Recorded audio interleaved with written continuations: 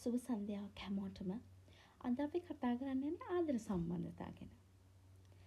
ආදර සම්බන්ධතාවය කිව්වට ආදරය කරන දෙන්නෙක් අතරට එන අහේතුකවාදී සංකල්ප ගැන. මොකක්ද මේ? සමහර රිලේෂන්ෂිප් එකක් පටන් අරගෙන ටික කාලයක් යද්දී අපි උපදේශන සැසිවලට එන ක්ලයන්ට්ස්ලාට තියෙන ලොකුම ප්‍රශ්නේ තමයි ආදරය කරන අයට. තියෙන ලොකුම ප්‍රශ්න තමයි ගැහණු හෝ පිරිමි වේවා.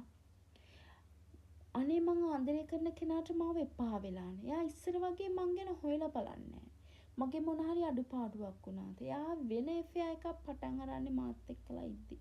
වෙන කෙනෙක්ට chat කරනවානේ මාත් එක්කලා ඉද්දි. මෙන්න මේ ප්‍රශ්නත් එක්කලා දවසකට අපිට න ක්ලයන්ට්ස්ලා ප්‍රමාණය වැඩි වෙලා තියෙනවා. ඇත්තටම ඇයි එහෙම වෙන්නේ? රිලේෂන්ෂිප් එකක් අපි පටන් ගන්න අතරමඟ නවතින්නද? අපි බලමු ඇයි ඇත්තටම රිලේෂන්ෂිප් එකක් ටික කාලයක් යද්දී අපේ පාර්ට්නර්ට අපිව එපා වෙන්නේ. ඒකට හේතුවක් තියෙනවා. ප්‍රධානතම හේතුව තමයි කම්මැලි ස්වභාවය. කම්මැලි ස්වභාවය කියන්නේ මොකක්ද? අපි FA එකක් පටන් අරගෙන අවුරුදු ගාණක් යද්දී අපිට අපේ පාර්ට්නර් ගැන දැනගන්න තියෙන දේවල් පරණ වෙනවා. අපි යාගෙන හැමදේම දැනගෙන ඉන්නේ. අලුතෙන් දේවල් දැනගන්න නැති වෙනවා.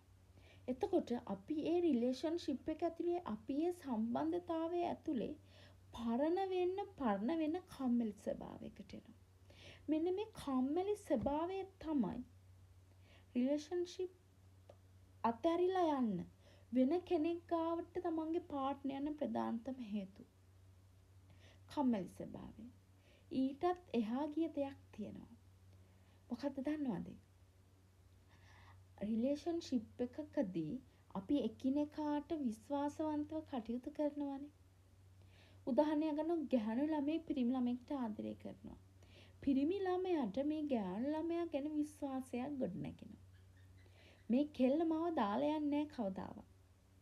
මට මාර විදියට ආදරය කරනවා. අපි කියන පට්ට ලව් කරනවා. මගේ මොන වැරද්ද තිබ්බත් මෙයා මාත් එක්කලා ඉන්නවා. රණ්ඩු වෙන්නේ නැහැ. ඔන්න කෑල් ළමයා කෙනේ විශ්වාසයක් ගොඩනගෙනවා. එතකොට පිරිමි ළමයා දන්නවා කෑල් ළමයා මට මොන දේ කරත් ආදරය කරනවා. මම වෙන කෙල්ලෙක් ගාවට ගියත් මෙයා ප්‍රශ්නයක් නැහැ මාව අතහැරලා යන්නේ. ඔන්න ඔය කාරණේ රිලේෂන්ෂිප් එකක් නැති වෙන්න විනාශ වෙලා යන්න හේතුවක් බවට පත් වෙලා තියෙන වර්තමානයේ. සමහරවිට අපි ආදර සම්බන්ධතාවය පටන් ගන්නේ කායික මානසික බැඳීමක් විදියට. මේ දෙකම සම්බරව යන්න ඕන. විවාහයකින් කෙලවර වෙන්න තමයි විශේෂයෙන්ම අපි රිලේෂන්ෂිප් එකක් පටන් ගන්නෙ. හැබැයි කාලයක් යද්දී අපිට මේ බැඳීම ගැලපෙන්නේ නැහැ කියලා තේරෙනවා නම් දෙන්නට දෙන්න කතා කරලා මේ සම්බන්ධය නතර කරන්න ශක්තිමත් වෙන්න ඕනේ. එහෙම නැති වුණොත් තමයි මානසික ආතති තත්ත්වයටපත් වෙලා අපි කියන්නේ මානසික ලෙඩු කියලා කියනවා අපි ඒගොල්ලන්ට. මානසික ආතති තත්ත්වයටපත් මනසින් කඩා වැටිලා ඉන්න පිරිස් බවටපත් වෙන්නේ. අපිට පුළුවන් නම් ආදර සම්බන්ධතාවය ගොඩනගාගෙන ඉස්සරහට යද්දි දෙන්නට දෙන්න ගැලපෙන්නේ නැහැ කියලා තේරෙනවා නම් දෙන්නට දෙන්න විශ්වාසවන්ත වෙලා දෙන්නට දෙන්න මේ ප්‍රශ්නේ කතා කරලා විසඳ ගන්න. කවදාවත් ආදර සම්බන්ධතාවයක් කඩා වැටුනහම වෛද්‍ය ප්‍රතිකාර උපදේශන ප්‍රතිකාර අවශ්‍ය වෙන පිරිස් බිහි වෙන්නේ නැහැ.